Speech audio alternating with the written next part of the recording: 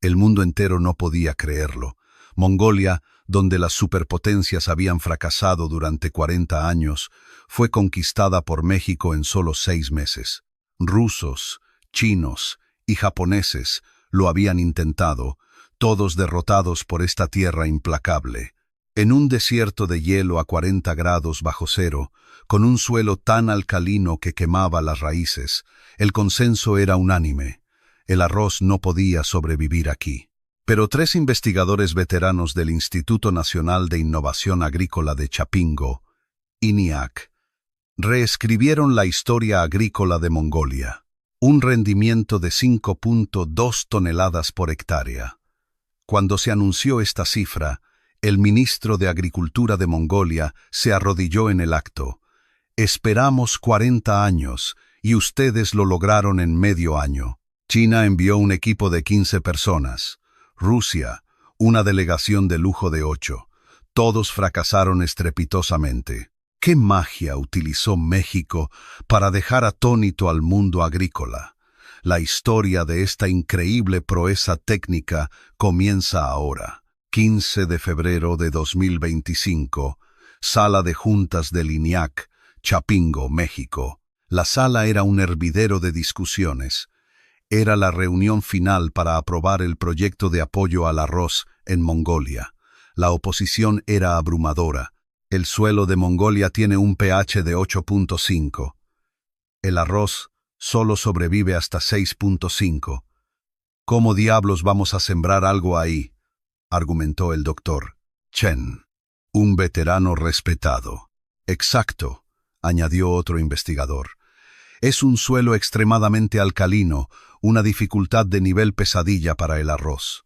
La precipitación anual es de apenas 200 milímetros, cuando el arroz necesita al menos 1000. Solo mirar los datos es saber que estamos condenados al fracaso. Remató un tercero, pero no me rendiré, exclamé. La variedad Jalisco 75 es diferente. Ya tuvo éxito en las zonas áridas del desierto de Sonora. Eso fue un experimento a pequeña escala hace 10 años. Esta vez son 30 hectáreas. Si fallamos, seremos el hazmerreír internacional. La discusión se prolongó durante 3 horas.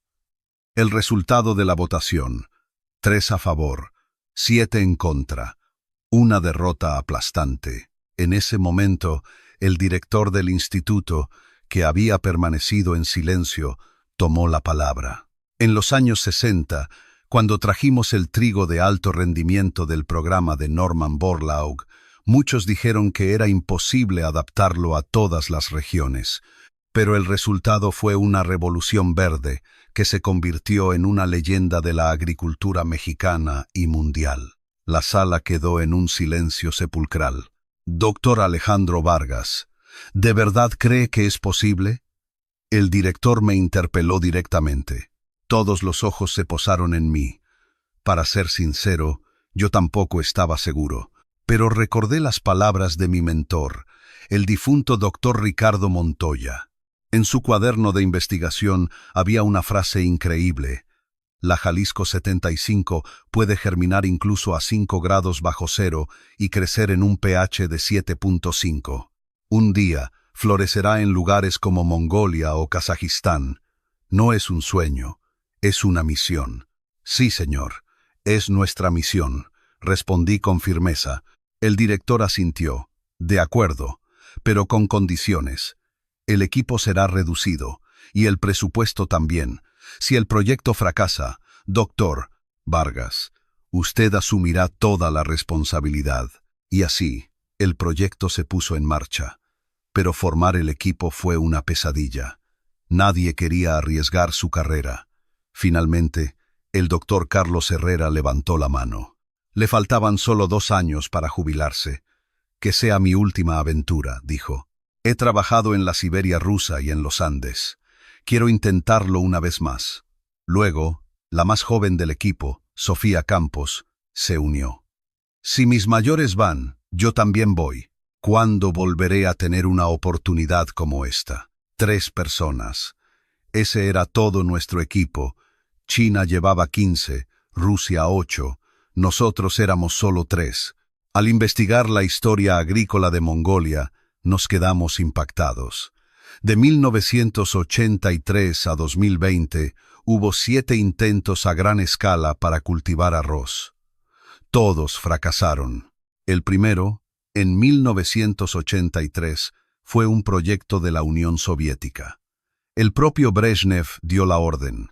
Trajeron variedades exitosas de Siberia, pero la tasa de germinación fue inferior al 10%. Sembraron 3,000 hectáreas y no cosecharon ni un solo grano. Se dice que el científico soviético que lideró el equipo se quitó la vida al regresar a su país. En 1995, China lo intentó por segunda vez. Trajeron la variedad Heilongjiang Norte No. 1. Al principio, con un 40% de germinación, parecía haber esperanza, pero una granizada en junio lo destruyó todo. Después de 5 años y 200 toneladas de semillas, los chinos se retiraron. En 2010, Japón entró en escena. La Universidad de Hokkaido y el Ministerio de Agricultura unieron fuerzas, trayendo la variedad más resistente al frío. Todo iba bien hasta principios de agosto, cuando una ola de frío anómala de 2 grados bajo cero, un evento que ocurre una vez cada 100 años, aniquiló los cultivos. El líder japonés, antes de irse, sentenció: Mongolia es el cementerio del arroz. El intento más reciente fue en 2020 por parte de Vietnam, que intentó adaptar una variedad tropical. Por supuesto, fracasaron. La germinación fue anormal desde el principio. Estudiar estos fracasos, paradójicamente, me dio confianza. El error común era que todos traían sus propias variedades exitosas sin considerar la adaptación local. Nosotros éramos diferentes. La Jalisco 75 fue diseñada desde el principio para entornos extremos, el fruto de 30 años de trabajo del Dr. Montoya para las zonas áridas. Germinaba a 5 grados bajo cero y su ciclo de crecimiento era de solo 110 días. Pero lo más importante es que no solo llevábamos semillas. Empezamos por modificar el suelo. Preparamos 40 toneladas de un acondicionador de suelo ácido de fórmula especial mexicana. Una semana antes de partir, recibimos una visita inesperada. La viuda del doctor Ricardo Montoya. Mi esposo siempre decía que soñaba con ver la Jalisco 75 floreciendo en Mongolia, dijo, entregándome un cuaderno amarillento. Tomen esto. Era el diario de 30 años de cultivo del doctor Montoya, lleno de protocolos para situaciones extremas, para suelo con pH 8.5, usar sulfato de amonio y 50 kilogramos de polvo de azufre por hectárea, dejar reposar al menos 20 días, a negativo 5 grados Celsius, remojar las semillas en agua tibia con activador de crecimiento durante 48 horas. Antes de la siembra, usar riego por goteo y cubrir el suelo para mantener la humedad al 15%. Ese cuaderno era nuestra arma secreta. 10 de marzo de 2024, 4 de la mañana, Aeropuerto Internacional de la Ciudad de México. ¿De verdad es todo su equipaje?, preguntó el personal de tierra, atónito. Escuché que el equipo chino trajo 3 contenedores. Nuestro equipaje, incluyéndonos, apenas pesaba 500 kilos, 30 kilogramos de semillas, 100 kilogramos de muestras del acondicionador y el resto, efectos personales. ¿Planean cultivar 30 hectáreas con esto? ¿Es una broma? Vi la confusión en su rostro. Las 40 toneladas de acondicionador ya iban en un carguero. No me molesté en explicarle. En el avión, el doctor Herrera me preguntó: Alejandro, honestamente, ¿qué porcentaje de éxito crees que tenemos? Un 30%. Yo diría un 20%, respondió. Pero por ese 20% vale la pena luchar. Llegamos a Ulan Bator, negativo 18 grados Celsius. El aire de marzo se sentía como el invierno más crudo, casi congelaba los pulmones. En la terminal del aeropuerto presenciamos una escena increíble. El equipo chino estaba rodeado por pancartas rojas y cámaras de televisión. 40 aniversario de la cooperación agrícola chino-mongola. Altos funcionarios de Mongolia estaban allí para recibirlos. A nosotros solo nos esperaban 2 personas, Gantulga, del Ministerio de Agricultura, y su asistente, Munkbat. ¿El equipo de México?, preguntó Gantulga, con el rostro pálido. ¿Solo ustedes 3? Era evidente que no tenían ninguna expectativa. De camino al hotel, Gantulga preguntó con cautela, ¿por qué México envió solo a 3 personas? China trajo a 15, más 30 toneladas de equipo. El doctor Herrera respondió con calma. La agricultura depende de la tecnología, no de las multitudes. Con semillas, tecnología y sinceridad es suficiente. Gantulga forzó una sonrisa. A la mañana siguiente, vimos por primera vez el campo experimental. Fue impactante, un desierto de arena amarilla hasta donde alcanzaba la vista. Ni siquiera crecía la hierba. El viento levantaba nubes de polvo. ¿De verdad vamos a cultivar arroz aquí?, suspiró Sofía. Tomamos muestras de suelo. El pH era peor de lo esperado, la salinidad altísima y la materia orgánica casi nula. Esto no es tierra, es cemento, dijo el doctor Herrera con su habitual acidez. A lo lejos, el convoy del equipo chino parecía un ejército. 3 tractores enormes, 2 excavadoras, una fila de maquinaria agrícola. El líder chino, Wang Xiaoming, un hombre de unos 50 años con un aire de extrema confianza, se nos acercó. Equipo de México. Como compatriotas asiáticos. Ah, no. Como colegas del continente americano, que haya una competencia justa. Si necesitan equipo, no duden en pedirlo. Su tono era cortés, pero lleno de condescendencia.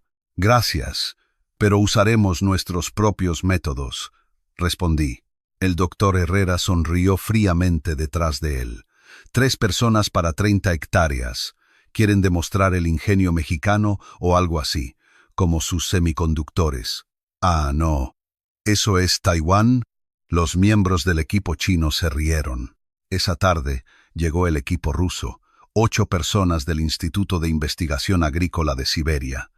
Su líder, Vladimir, una autoridad en la materia, declaró en una rueda de prensa: «Es científicamente imposible cultivar arroz en Mongolia. Estamos aquí para demostrarlo». Por la noche, en la cena de bienvenida, el ministro Badbayar pronunció un discurso. 40 años de desafíos, 40 años de fracasos. Pero no nos rendimos. Con 3 equipos trabajando simultáneamente, esperamos que al menos uno tenga éxito. Sus ojos reflejaban una desesperación palpable. La mayoría de los asistentes eran escépticos. Un profesor de la Universidad de Mongolia me susurró: «Será otro fracaso. Esta tierra rechaza el arroz». Al salir del evento, un anciano se nos acercó. Vestía un dehel traje tradicional mongol, raído, como un simple pastor. «¿El equipo de México?», preguntó. «Soy Purev Suren. Estuve aquí cuando vinieron los soviéticos en el 83 y los chinos en el 95. Su rostro estaba surcado de arrugas. Todos fracasaron.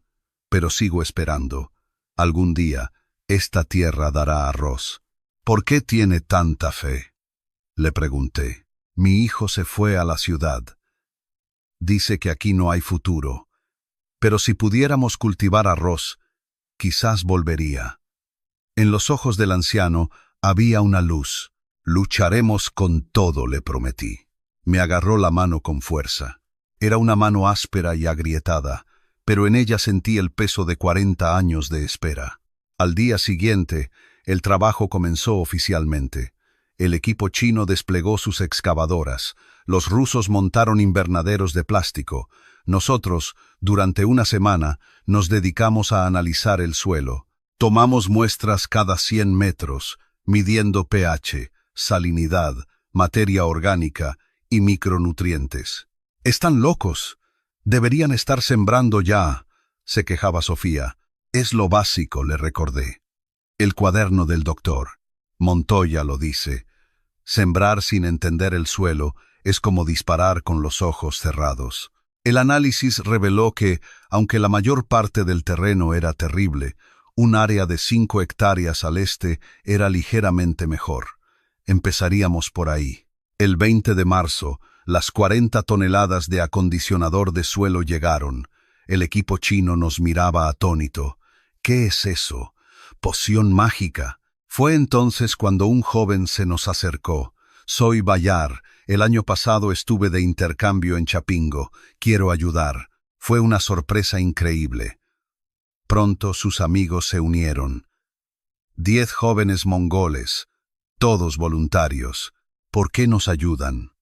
La probabilidad de fracaso es altísima, les preguntó el doctor Herrera. México, siendo un país en desarrollo, ha logrado hazañas tecnológicas agrícolas que asombran al mundo. Queremos aprender. Además, esta vez, tenemos el presentimiento de que funcionará, dijo Bayar con los ojos brillantes. El 25 de marzo, comenzamos a tratar el suelo. No usamos maquinaria pesada, sino pequeños motocultores para una aplicación precisa. Dividimos el campo en parcelas de 10 metros, ajustando la dosis según el análisis de cada una. ¡Están locos! ¿Cuándo van a terminar 30 hectáreas así?, murmuraban los chinos al pasar. Pero los jóvenes mongoles trabajaban sin descanso, de 5 de la mañana a 10 de la noche. El 1 de abril, una noticia bomba. El equipo ruso iba a sembrar antes de tiempo. Principios de abril es la ventana de oro. Si esperamos más, el ciclo de crecimiento no será suficiente, argumentó su líder. El equipo chino también empezó a dudar, y el 5 de abril ellos también sembraron. Nosotros decidimos esperar. Monitoreábamos los datos del suelo día a día, esperando que el pH alcanzara el nivel objetivo. El 10 de abril, el pH en las 5 hectáreas del este finalmente bajó a 7.2. Aún no es suficiente. Necesitamos 6.8 para estar seguros, insistí. Mis compañeros empezaban a ponerse nerviosos, pero no podíamos arriesgarnos. El cuaderno del doctor Montoya advertía. Con un pH superior a 7, la tasa de germinación se desploma a menos del 50%. La noche del 13 de abril, el Servicio Meteorológico de Mongolia emitió una alerta. Del 15 al 17 de abril, una ola de frío extremo azotaría la región, con temperaturas de hasta 5 grados bajo cero. Los equipos chino y ruso entraron en pánico. Sus semillas recién sembradas se enfrentarían a una muerte segura por congelación. «¿Qué suerte tiene el equipo mexicano, que todavía no ha sembrado?», dijo el doctor Herrera para animarnos, aunque por dentro estaba igual de preocupado. Si esperábamos hasta mayo, el ciclo de crecimiento realmente no sería suficiente. Esa noche, el anciano Purev Suren vino a vernos. «He oído que viene una ola de frío. ¿Van a abandonar?». No le dije. Al contrario, esta es nuestra oportunidad para dar la vuelta al marcador. ¿Qué quieres decir? Cuando los otros equipos fracasen, nosotros seremos la única esperanza. El anciano sonrió. He oído muchas frases como esa en 40 años, pero esta vez se siente diferente. La madrugada del 15 de abril, la temperatura cayó en picado a negativo 5 grados Celsius. Gritos de desesperación llegaron desde la zona china. Sus brotes se habían convertido en palitos de hielo. Los rusos corrieron la misma suerte. Viendo esa escena, tomamos una decisión. Sembraríamos el 18 de abril. Después de la ola de frío, esa sería la verdadera ventana de oro. La temperatura del suelo se recuperaría y la humedad sería perfecta. Llegó el día. 18 de abril, 4 de la mañana. Finalmente, empezamos a sembrar. No hay problema en sembrar tan tarde. ¿El equipo chino terminó hace 2 semanas?, preguntó Bayar, preocupado.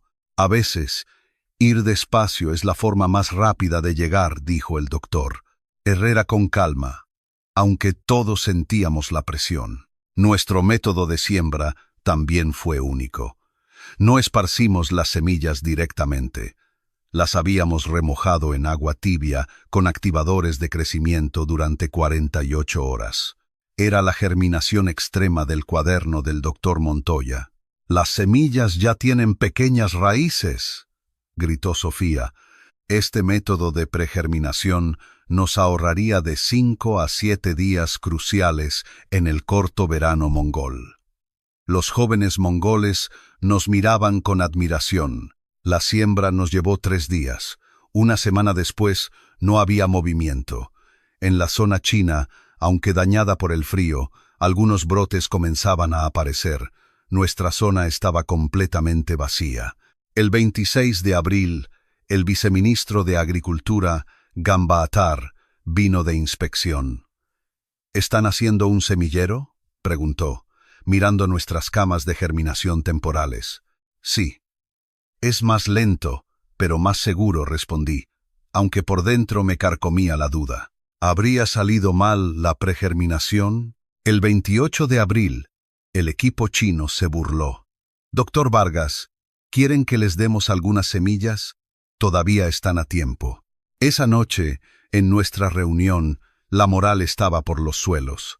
«Fuimos demasiado arrogantes», preguntó Sofía, desolada.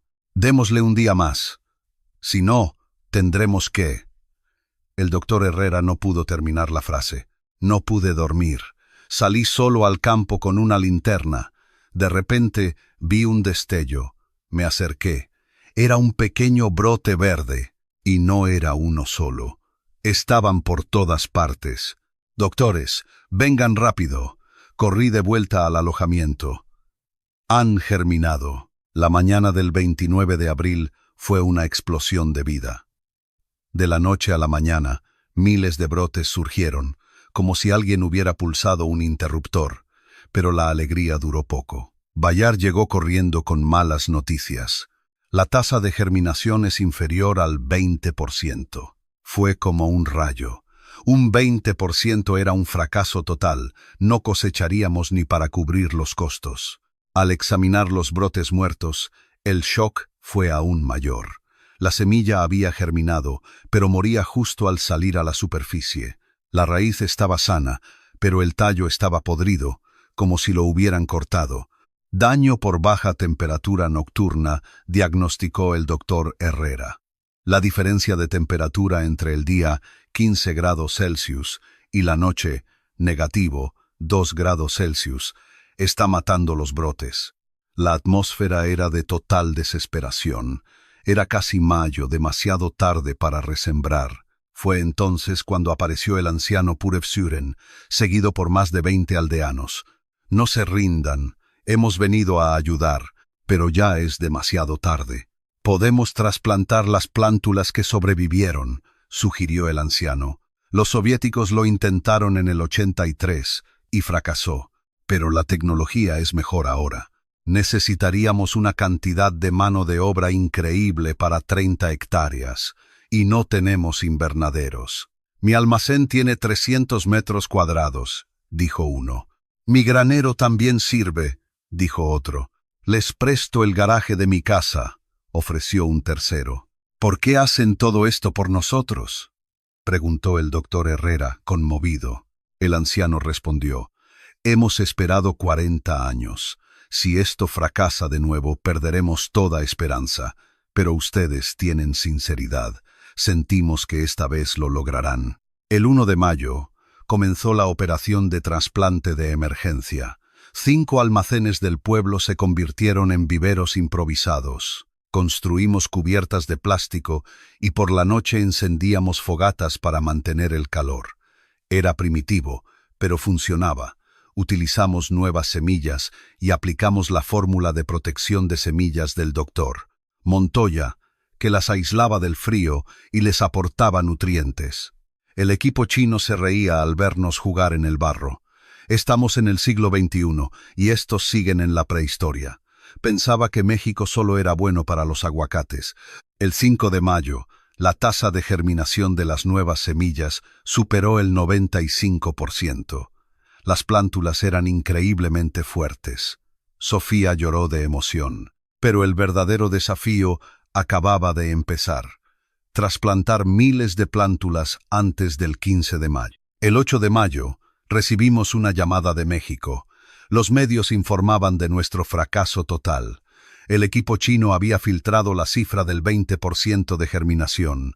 La prensa mexicana nos acusaba de avergonzar al país y desperdiciar el presupuesto. La presión para que nos retiráramos era enorme. «Denme una semana más.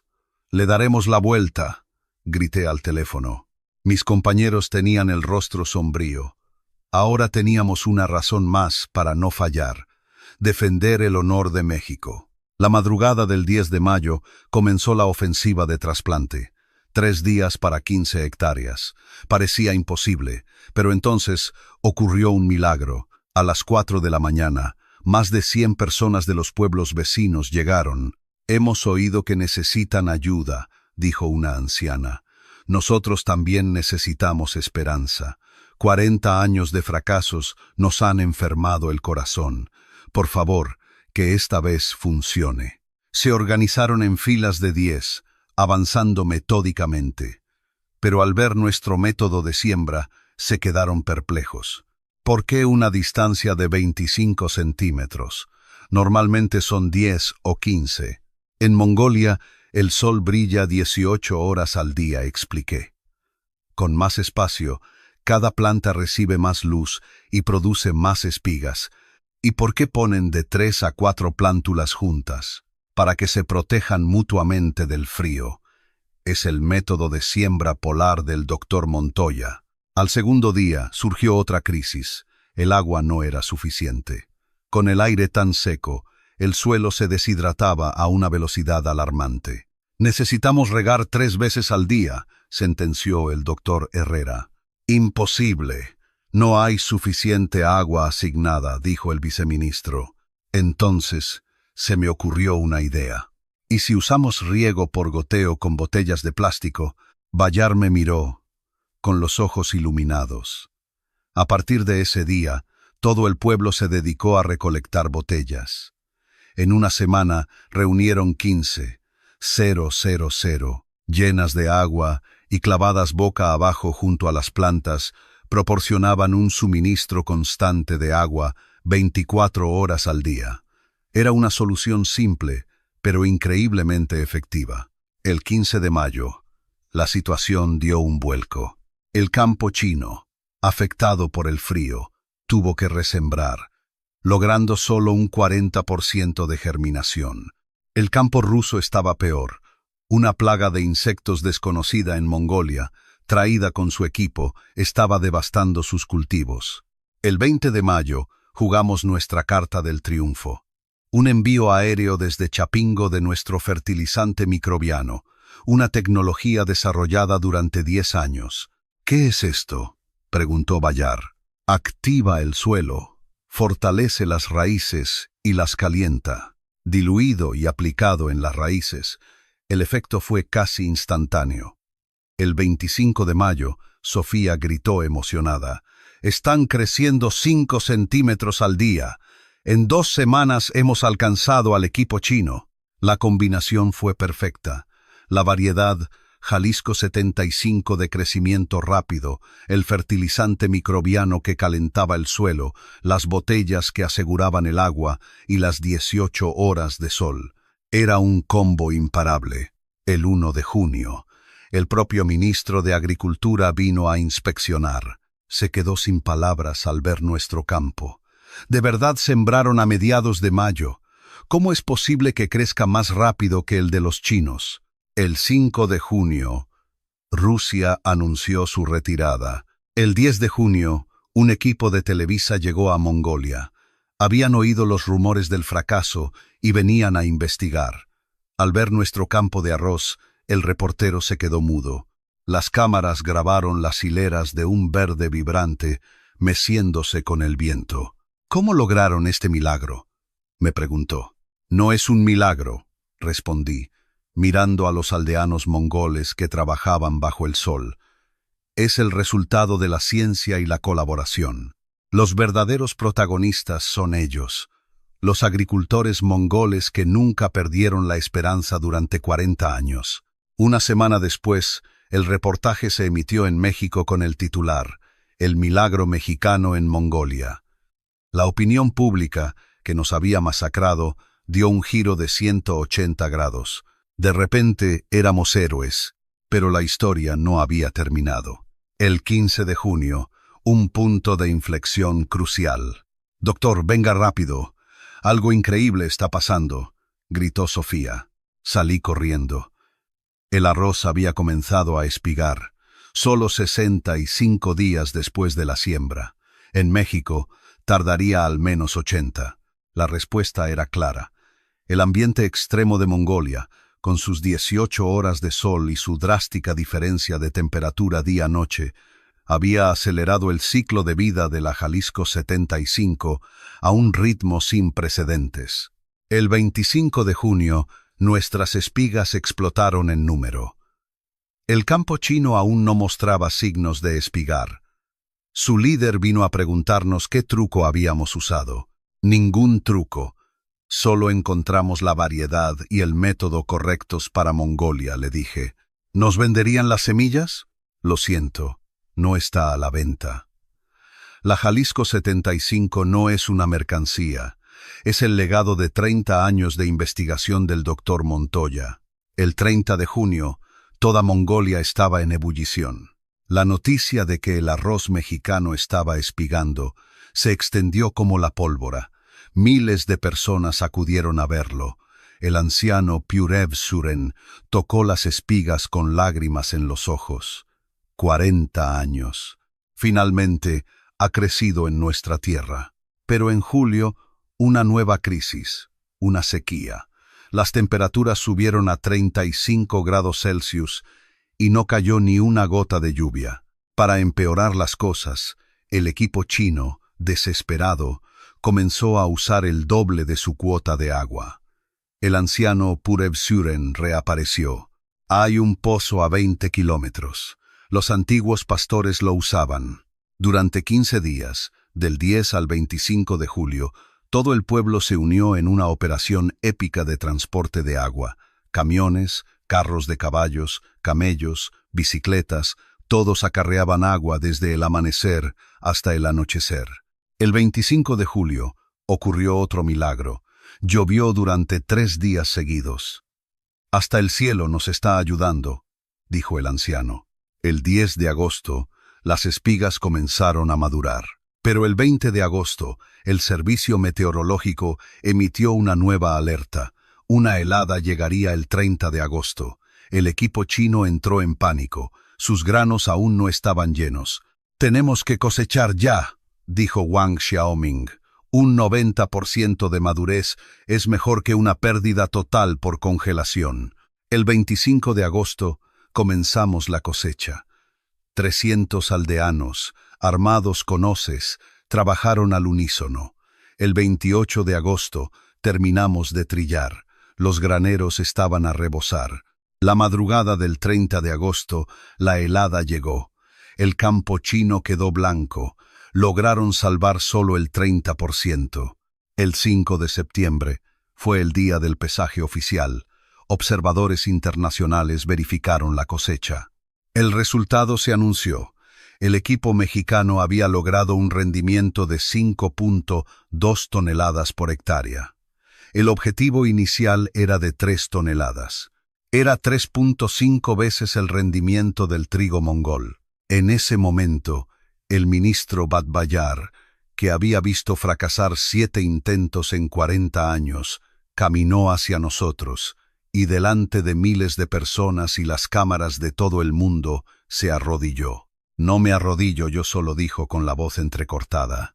«Lo hago en nombre de los 3.4 millones de mongoles. Durante 40 años, este fue un sueño imposible. Hoy, 3 mexicanos lo hicieron realidad en 6 meses. La imagen, que más tarde se conocería como las rodillas de la esperanza, dio la vuelta al mundo. La celebración fue apoteósica. Se cocinó la primera ola de arroz, servida con cordero, y se compartió entre miles de personas. El anciano Purev Suren tomó el primer bocado. «El arroz de nuestra tierra», susurró llorando. Esa tarde, el presidente de Mongolia nos condecoró. Los viceministros de Kazajistán, Uzbekistán y Kirguistán subieron al escenario. Nosotros también queremos la tecnología mexicana. De repente, estábamos en el centro de una revolución agrícola en Asia Central. Por la noche, el líder del equipo chino se me acercó. Lo admito, me rindo. La tecnología es importante, pero ustedes ganaron el corazón de la gente. ¿Podrían compartir la semilla de Jalisco 75? Hablaré con mi gobierno. Le estreché la mano. La competencia se había convertido en colaboración. Al día siguiente, la presidenta de México nos llamó por videoconferencia. Han demostrado al mundo que México no solo es líder en manufactura, sino también una superpotencia agrícola. Pidan lo que necesiten. Señora presidenta, solo una cosa. Pido que se le conceda una condecoración póstuma al doctor Ricardo Montoya. Él es el verdadero héroe. Un año después, volví a Mongolia. El lema en el aeropuerto ahora era 2025, año cero del arroz mongol. El anciano Purevsuren me recogió en un coche nuevo, vestido con traje. Ahora era el presidente de la cooperativa de arroz de Mongolia. Donde antes había estepa, ahora se extendía un mar dorado de 12,000 hectáreas de arroz. El rendimiento promedio había subido a 5.5 toneladas. El campo de Bayar alcanzó 6.2. El pequeño campamento era ahora el Centro de Investigación Agrícola México-Mongolia. Su director era Bayar. Me mostró su última creación. Una versión mejorada de la Jalisco 75, llamada Genghis Khan No. 1, con un ciclo de 100 días y aún más resistente al frío. Ese año, Mongolia no solo alcanzó la autosuficiencia, sino que exportó miles de toneladas a China bajo la marca Perla de la Estepa. En la cena, el exministro, ahora retirado y al frente de una fundación, me dijo: «Mire por la ventana, doctor Vargas. Lo que el año pasado era un sueño, ahora es la realidad». Un joven agricultor mexicano, parte de un programa de inmigración, me dijo: «Es duro, pero hay esperanza. El próximo año aspiro a 500 hectáreas». Antes de irme, el anciano Purevsuren me detuvo. «Sabe, doctor, este año nacieron 10 bebés en el pueblo. ¿Y qué tiene que ver con el arroz? La gente solo tiene hijos cuando hay esperanza, cuando hay un futuro». Esa frase me llegó al corazón. El milagro no es algo que cae del cielo. Ocurre cuando alguien da el primer paso, cuando la gente se une y nadie se rinde. Y los campos dorados de Mongolia eran la prueba de que ese milagro, nacido del ingenio mexicano y la perseverancia mongola, apenas comenzaba a extenderse por el mundo.